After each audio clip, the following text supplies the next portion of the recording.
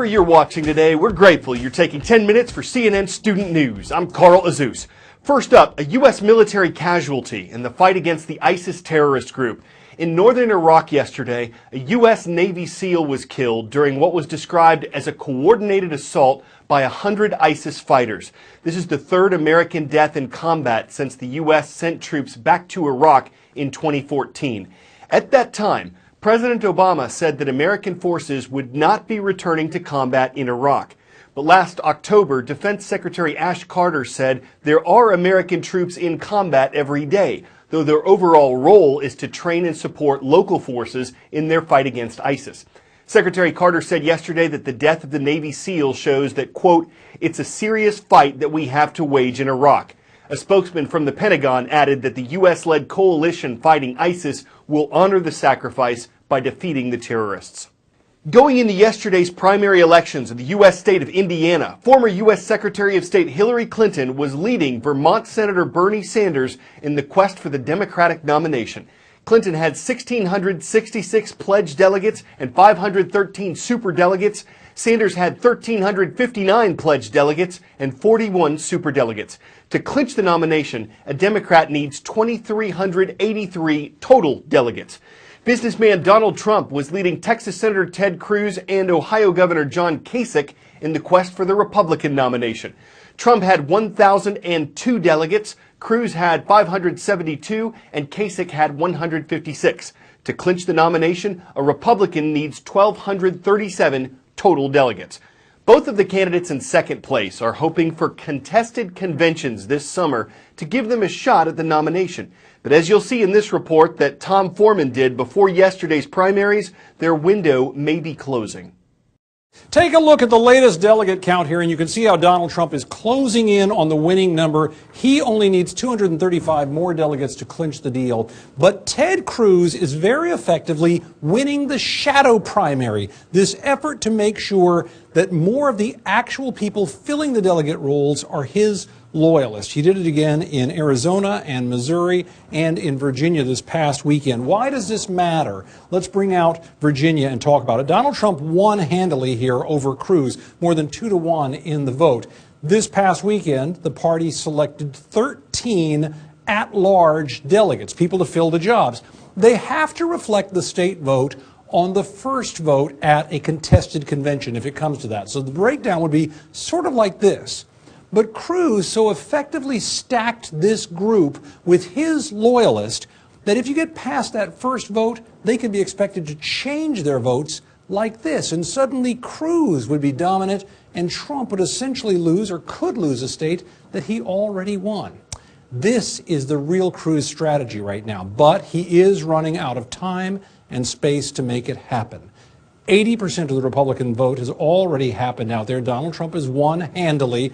Only 10 states remain, the ones in yellow here. Indiana, that's one of about 150 delegates that will be decided over this next month.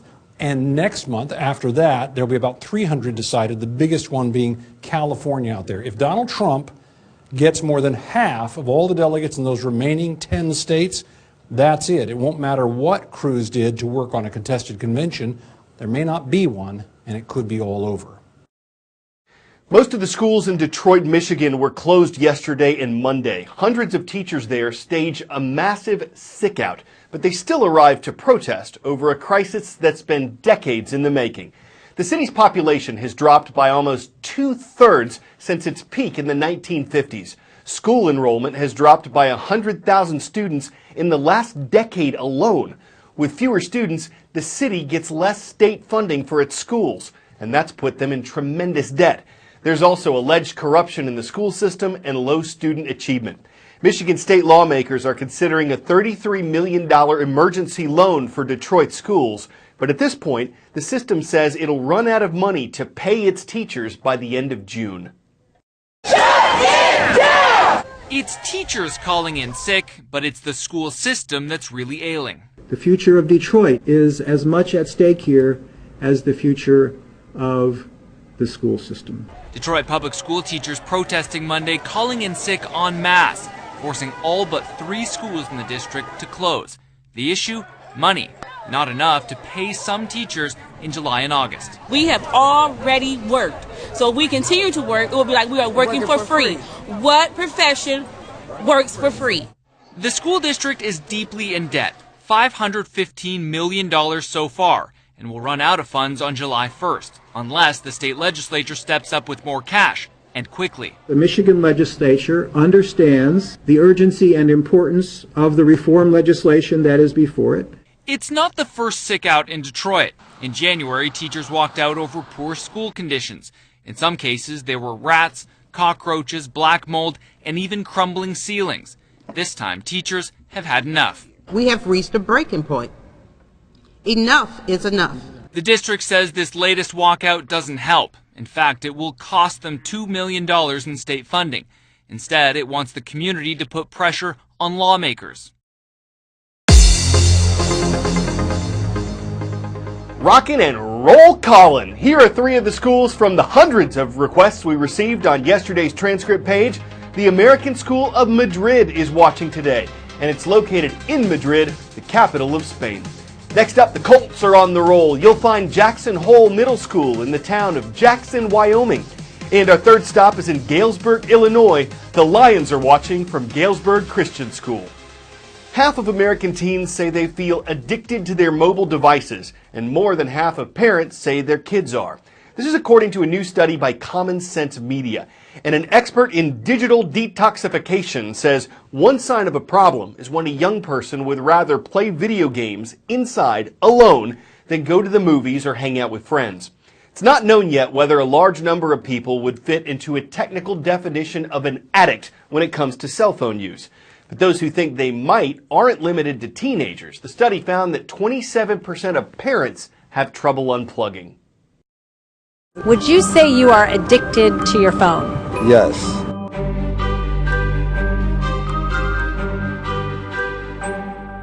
Do you ever wonder if our 24/7 connectedness is making us less connected?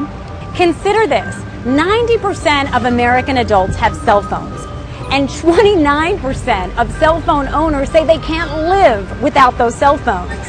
Could you go a day without your phone? Could you? No, I don't think so. Is it true you sleep with it? Yeah, I sleep with my phone. Where's your phone when you're sleeping? Usually in my hand, under my pillow. So like it's in my hand the whole time when I'm sleeping. What would it feel like if I said you couldn't check for a day? Like the Stone Ages?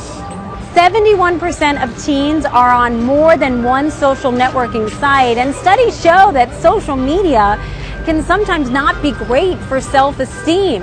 One study, in fact, found that the more time people spent on Facebook, the worse they felt about their own lives. If you're not having a good day and then you go on Facebook and you see how your best friend just went to Disney World and your other friend, just got a boyfriend, and everyone's having such a great life because we only post our happy moments, but then that makes you feel worse.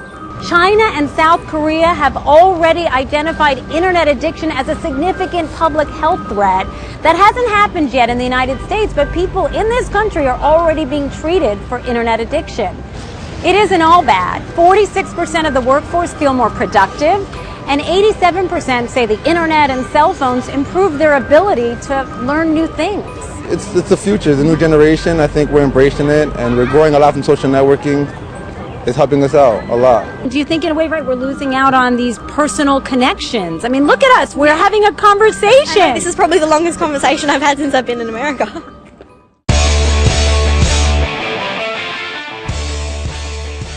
Usually you eat the pizza and throw the box away. Now you can eat both. A pizzeria in Brooklyn, New York has invented a pizza box made out of pizza. It's like 3 pizzas in one. It might not be as germ-free as a pizza box normally keeps a pie, and at $40 a box, it doesn't save you many bucks. But except for a plastic piece inside that separates the box from the pizza, the inside pizza, the restaurant says it's totally biodegradable. So is it enough to blow the lid off cardboard boxes? It does cost a little more dough and it looks pretty crusty, but at least you don't need to toss it. Everyone can get a piece of the pie, even when only the box is left. And the invention baked up one great unboxing video. I'm Carl Azuz, and we thank you for giving us a slice of your day.